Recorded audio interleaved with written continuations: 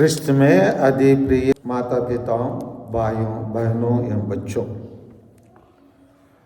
अगर हम आज के सुसमाचार को गहराई से लेंगे तो ये सुसमाचार हम प्रत्येक जन के लिए लागू होंगे।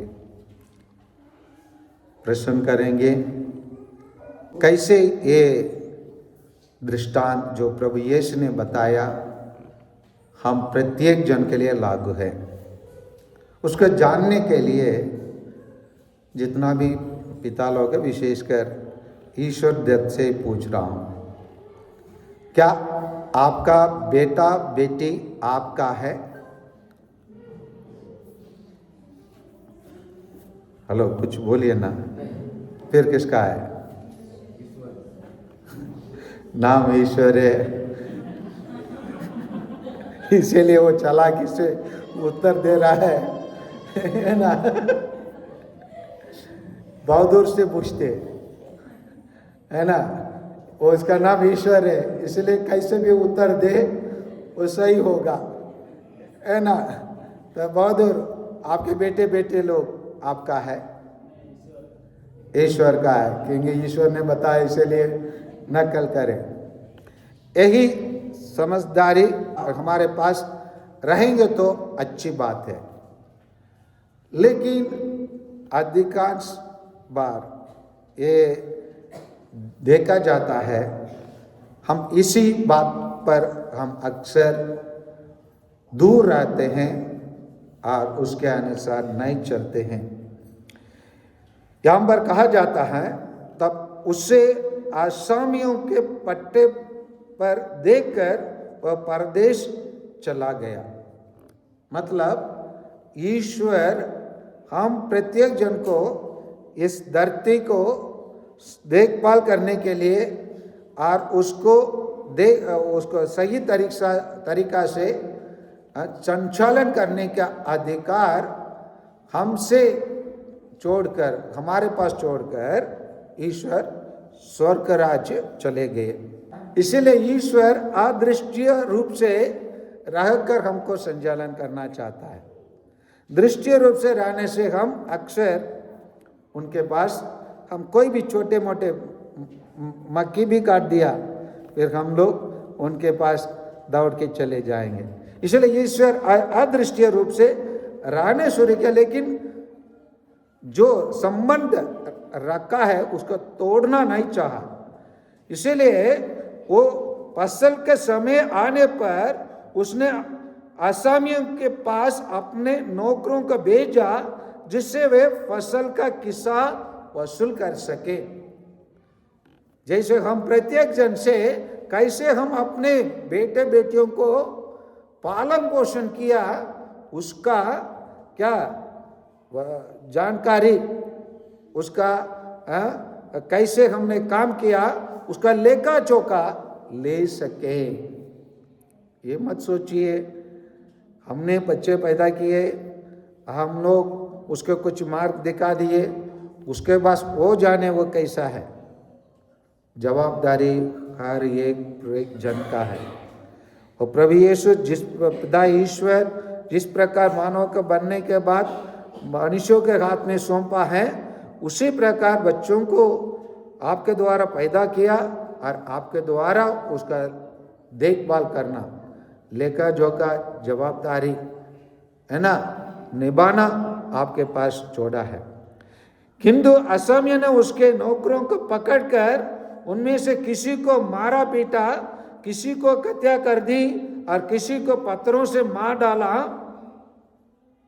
क्यों ऐसे उन लोग व्यवहार किए? क्यों उन लोग व्यवहार किए? ऐसे क्यों व्यवहार करने के कारण क्या है?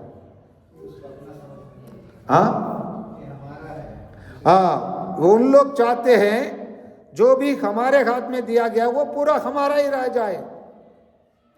इसलिए हम देखते हैं ना, हमारे देश में शासनकर्ता लोग उन लोग कोई राज्य में चुनाव नहीं जीत पाते तो उन लोग क्या कर देते, कुछ किसी भी तरीका से ना, कोई तो विधायक खरीदे, नहीं तो किसी लोगों को खरीदे, इसी प्रकार खरीदने के कार्य करके पूरा को अपनाते हैं।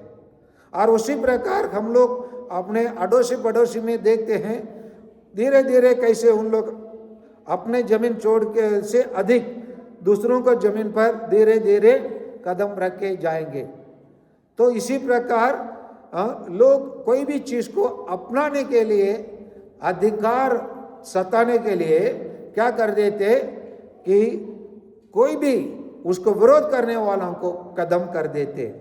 इसीलिए उन लोग ऐसे किए, लेकिन अंत में उसने यह सोचकर अपने पुत्र को उनके पास भेजा कि मेरे पुत्र का आदर करेंगे, किंतु पुत्र को देखकर असमियों ने एक दूसरे से कहा, क्या कहा? यह तो उत्तराधिकारी है। जैसे हम लोग पहला पाठ में सुने, यह तो स्वप्न दृष्टा है, इसका स्वप्न कैसे पूरा होता है, चलिए देखते हैं। उसका कदम करते हैं तो हम देख लेते वो कैसे पूरा होगा। और यहूदी लोग या शास्त्री या फरीसी लोग यही समझकर ही प्रभु यीशु को कदम करना चाहे कि उसको मार डालने के बाद क्या होगा? कुछ भी नहीं होगा, सब कुछ समाप्त हो जाएगा और उनके विरोध आवाज उठाने वाले कोई नहीं होंगे बोलकर उन लोग प्रभु यीशु के साथ ऐसे अन्याय का कार्य किए। लेकिन प्रभु यीशु को उन लोग वो कब्र के अंदर दबाकर रख पाए? नहीं रख पाए। तीसरे दिन उन्होंने जी उठा। जी उठने के बाद वो अपने शिष्यों को दर्शन दिया और पवित्र आत्मा को भेजने के बाद सुसमाचार का प्रचार शुरू हुआ। वो कार्य जो 2000 वर्षों के पहले शुरू हुआ आज भी जारी है। आज भी लोग उसको दबाने के लिए कोशिश करते हैं। इसीलिए कहीं भी कोई लोग जो ईसाई लोग को पसंद नहीं करते हैं, वो लोग क्या करते हैं? सबसे पहले क्या को खींच लेते हैं? क्या को खींचते लोगों के हाथों से? अब हम लोग तो बाइबल नहीं पकड़ेंगे तो कहाँ उत्तर दे पाएंगे? पकड़ने वाले से खींचा पाएंगे ना। जो भाई नहीं पकड़ने वाले से कहाँ बाइबल खींचा पाएंगे? बाइबल का खींच के क्या कर देते? कुछ लोग फाड़ देते, कुछ लोग आग में डाल देते, है ना। इसी प्रकार उन लोग सोचते हैं बाइबल को, है ना, कदम करने से बाइबल वचन को क्या नहीं कर पाएंगे? प्रचार नहीं कर पाएंगे। प्यारे भाइयों और बहनों, लगभग 350 वर्षों बाइबल नहीं रहा प्रभु मसीह के पुनरुद्धान के बाद, स्वर्गारोहण के बाद। 3.5 वर्षों तक केवल बाइबल का जानकारी केवल ओरल रूप से, ओरल मौखिक रूप से वो केवल एक्सिस्ट था। मौखिक रूप में लोगों के क्या पारंपरिक रूप में, ट्रेडिशनल के रूप में एक परिवार के लोग उस कहानी के सीखते थे, उस कहानी को अपने पुत्रों को बताते थे, वो पुत्र अपने पुत्रों को बताते थे। इसी प्रकार पीढ़ियों से पीढ़ी तक बाइबल वचन क्या हुआ, है ना, पास होते गया। आखिरी में उसको अधिकांश लोगों को देने के लिए क्या किए? उसको बैठकर लिखना शुरू किए। इसी से हम पूर्ण बाइबल को हम क्या नहीं कर पाएंगे? लोगों को तक पहुंचा नहीं पाएंगे, कोने कोने तक पहुंचा नहीं पाएंगे। इसीलिए बाइबल का लिखना शुरू हुआ।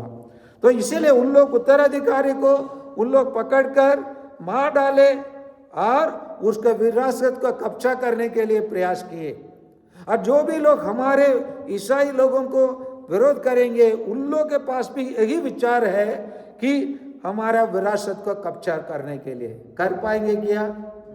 नहीं कर पाएंगे, क्योंकि उन लोगों का विचार सत्य के रास्ते पर चलने के लिए नहीं, उन लोग दुनिया के मोह माया के कब्जा करने के लिए।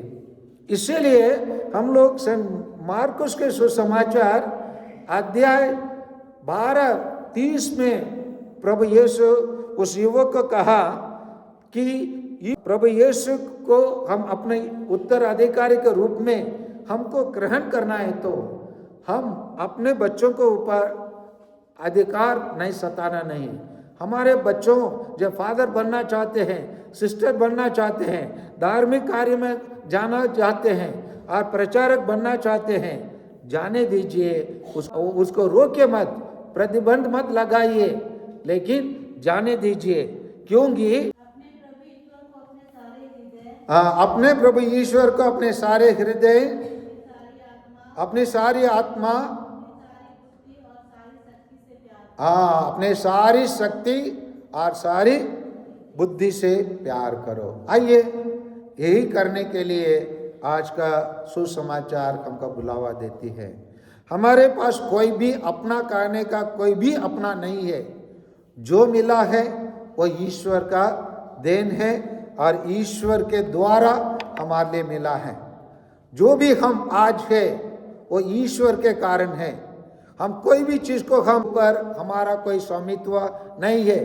भले हमारे हाथ में पट्टा होंगे, कसरा नंबर होंगे, समझ में आ रहे ना, रेणु पुस्तिका होंगे और हमारे नाम पर जितना भी एकड़ और जमीन हमारे नाम पर लिखे होंगे, फिर भी उसके लिए हमारे लिए कोई अधिकार नहीं है। इसको जानिए, समझिए। इसका पूरा अधिकार किसके पास है? पिता ईश्वर के पास है।